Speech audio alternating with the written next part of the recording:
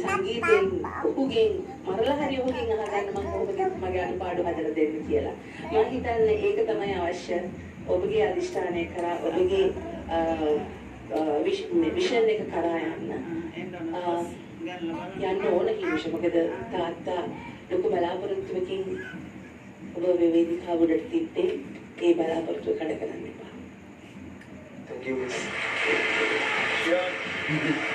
මොකද තාත්තා හිමිෂ ඔයාව වේදිකාවට ඔසවලා තිබ්බා වගේ මගේ තාත්තා මාව උත්සාහ කරා. හැබැයි අපි උත්සාහය ඇතරියොත් ඉතින් අපේ හදවත විතරක් නෙමෙයි. අපේ ලොකු බලාපොරොත්තුවක්. හරිද කෝල් එක? තාත්තා කෙනෙක් තමන්ට ඔබ වේදිකාවට ඔසවලා තිබ්බේ යාලා පුංචි කියලා තේරෙයි.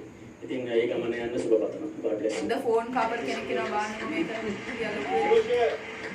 ඔබේ ආදරණීය පියාණන් පාදයක් අවසනාවන්ත පාදයක් අයිවිවි ඔබව ඔබේ නැගණියව ඔබේ මව ඔබේ